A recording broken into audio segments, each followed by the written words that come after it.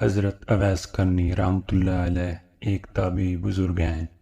ان کے بارے میں حضرت سیدنا ابو ہریرہ رضی اللہ تعالی عنہ سے مروی ہے، رحمت عالم صلی اللہ علیہ وآلہ وسلم نے ارشاد فرمایا، بے شک اللہ پاک اپنے بندوں میں سے ان کو زیادہ پسند فرماتا ہے جو مخلص، پرہیزگار اور گمنام ہوتے ہیں، جن کے چہرے گرد آلود، بھوک کی وجہ سے پیٹ کمر سے ملے ہوئے اور بال بکھرے ہوئے ہوں۔ اگر وہ امراء کے پاس جانا چاہیں تو انہیں اجازت نہ ملے، اگر کسی محفل میں موجود نہ ہوں تو کوئی ان کے متعلق سوال نہ کرے، اگر موجود ہوں تو کوئی انہیں اہمیت نہ دے، اگر وہ کسی سے ملاقات کریں تو لوگ ان کی ملاقات سے خوش نہ ہوں، اگر وہ بیمار ہو جائیں تو کوئی ان کی عیادت نہ کرے، اور جب مر جائیں تو لوگ ان کے جنازہ میں شریک نہ ہوں۔ صحابہ کرام نے عرض کی، یا رسول اللہ صلی اللہ علیہ وآلہ وسلم، ایسے لوگوں سے ہماری ملاقات کیسے ہو سکتی ہے؟ آپ صلی اللہ علیہ وآلہ وسلم نے ارشاد فرمایا، اویس کرنی انہی لوگوں میں سے ہیں۔ صحابہ کرام علیہم رضوان نے عرض کی، یا رسول اللہ صلی اللہ علیہ وآلہ وسلم، اویس کرنی رحمۃ اللہ علیہ کون ہے؟ آپ صلی اللہ علیہ وآلہ وسلم نے ارشاد فرمایا، اس کا قد درمیانہ، سینہ چوڑا، رنگ شدید گندمی، داڑھی سینے تک پھیلی ہوئی، اس کی نگاہیں جھکی جھکی، اپنے سیدھے ہاتھ کو الٹے ہاتھ پر رکھ کر قرآن پاک کی تلاوت کرتا ہے، زاروں قطار رونے والا ہے، اس کے پاس 2 چادریں ہیں، ایک بچھانے کے لیے اور ایک اوڑھنے کے لیے، دنیا والوں میں گمنام ہے لیکن آسمانوں میں اس کا خوب چرچا ہے۔ اگر وہ کسی بات پر اللہ پاک کی قسم کھا لے تو اللہ پاک ضرور اس کی قسم کو پورا کرے گا۔ اس کے سیدھے کندھے کے نیچے سفید نشان ہے۔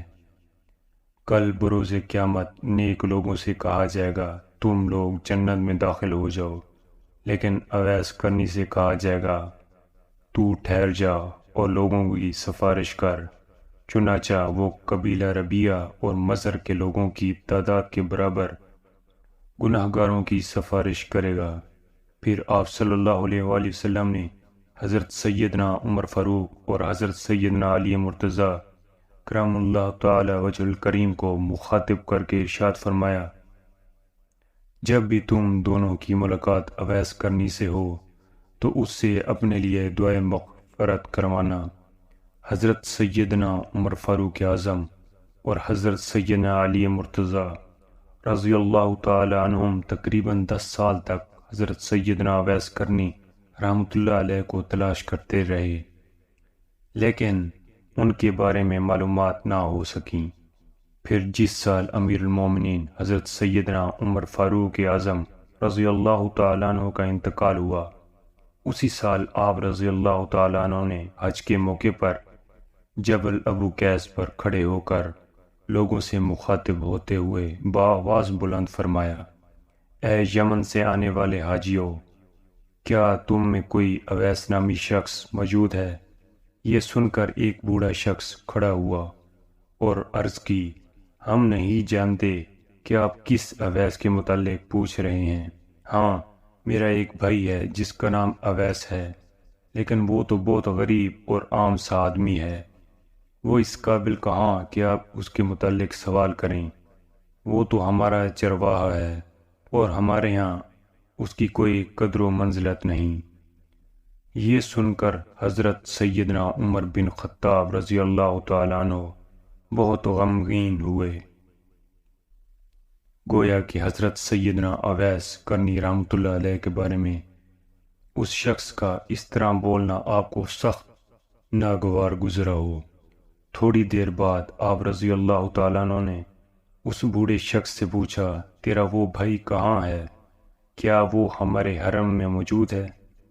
اس نے جواب دیا، جی ہاں، وہ حرم شریف ہی میں موجود ہے، شاید اب وہ میدان عرفات کی طرف ہوگا۔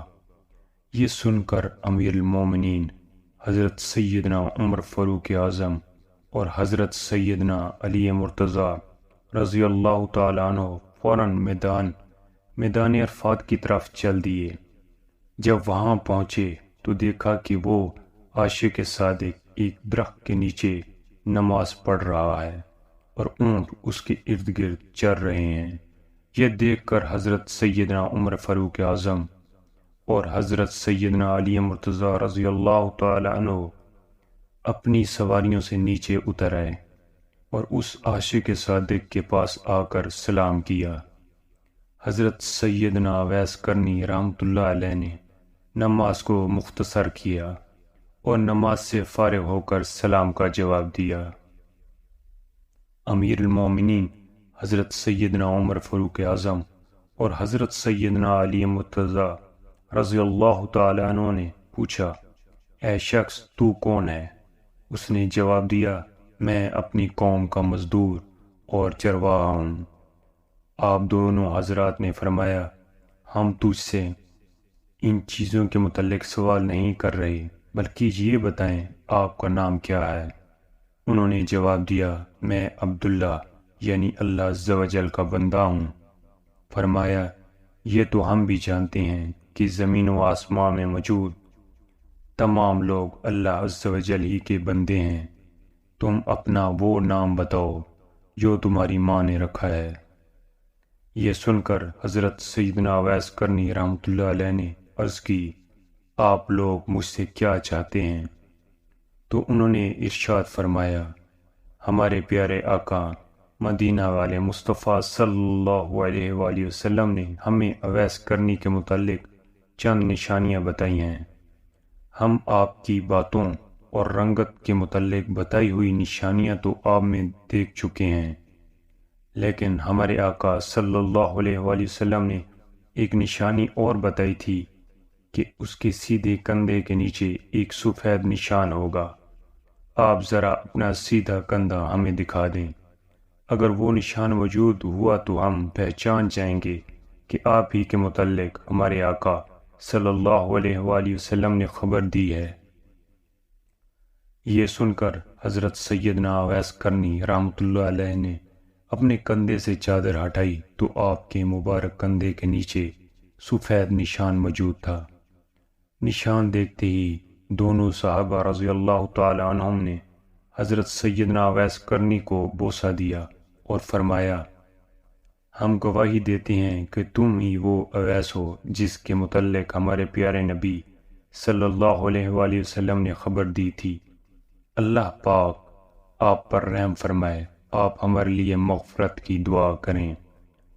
یہ سن کر حضرت اویس کرنی رحمۃ اللہ علیہ نے عرض کی، میں نہ تو صرف اپنے لیے استغفار کرتا ہوں اور نہ ہی کسی فرد معین کے لیے، بلکہ میں تو ہر مومن مرد و عورت کے لیے استغفار کرتا ہوں۔ آپ لوگوں پر اللہ پاک نے میرا حال تو منکشف فرما ہی دیا ہے، اب آپ اپنے متعلق بتائیں کہ آپ کون ہیں؟ حضرت سیدنا علی مرتضیٰ رضی اللہ تعالی عنہ نے یہ سن کر جواب دیا، یہ امیر المومنین حضرت سیدنا عمر بن خطاب رضی اللہ تعالی عنہ ہیں اور میں علی بن ابو طالب ہوں۔ یہ سنتے ہی حضرت سیدنا اویس کرنی رحمۃ اللہ علیہ بادب کھڑے ہو گئے اور عرض کی، اے امیر المومنین، اللہ پاک آپ کو سلامت رکھے اور آپ کو جزائے خیر عطا فرمائے، کاش تجھے تیری ماں نے جنا ہی نہ ہوتا۔ یہ سن کر امیر المومنین حضرت سیدنا عمر بن خطاب رضی اللہ تعالی عنہ نے فرمایا، اللہ پاک آپ پر بھی رحم فرمائے، آپ اسی مقام پر میرا انتظام فرمائیں تاکہ میں آپ کے لیے مکہ مکرمہ سے کچھ چیزیں خرید لاؤں اور کچھ کپڑے وغیرہ لے آؤں، آپ مجھے یہیں ملنا۔ آپ نے عرض کی، حضور آپ تکلف نہ فرمائیں، شاید آج کے بعد میں آپ کی زیارت نہ کر سکوں گا، اور ویسے بھی میں کپڑوں اور پیسوں کا کیا کروں گا؟ آپ دیکھ ہی رہے ہیں کہ میرے پاس اون کی 2 چادریں موجود ہیں، میں انہیں پھاڑ تو نہیں دوں گا، اور یہ دیکھیں میرے پاس چمڑے کے جوتے ہیں، میں اتنی جلدی انہیں بیکار تھوڑا ہی کروں گا۔ باقی رہا پیسوں کا مسئلہ، تو میری قوم نے مجھے اونٹوں کی رکھوالی اور چرائی کے بدلے 4 درہم دیتے ہیں جو میرے لیے کافی ہیں۔ اے امیر المومنین، میرے اور آپ کے سامنے ایک تنگ اور دشوار گزار گھاٹی ہے جسے صرف کمزور اور ضعیف لوگ ہی عبور کر سکیں گے، بس ہو سکے تو اپنے آپ کو ہلکا کر لیں، اللہ پاک آپ پر رحم و کرم فرمائے۔ یہ سن کر حضرت سیدنا عمر رضی اللہ تعالیٰ عنہ نے اپنا دراز زمین پر مارا اور فرمایا، اے عمر، کاش تجھے تیری ماں نے جنا ہی نہ ہوتا، کاش وہ بانجھ ہوتی۔ پھر فرمایا، کیا کوئی ایسا ہے جو مجھ سے خلافت کو اس کی ذمہ داریوں اور اس کے ثواب کے ساتھ قبول کر لے؟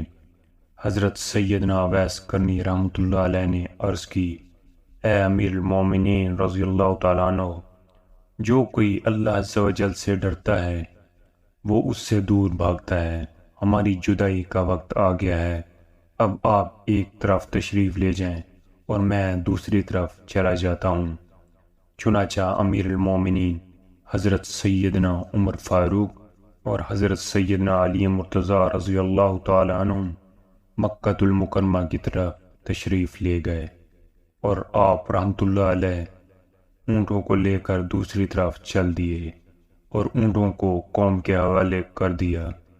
پھر سب کام چھوڑ کر صرف اللہ عز و جل کی عبادت میں مشغول ہو گئے اور بلا آخر اپنے خالق حقیقی سے جا ملے۔ اللہ پاک کی ان پر رحمت ہو اور ان کے صدقے ہماری مغفرت ہو، آمین۔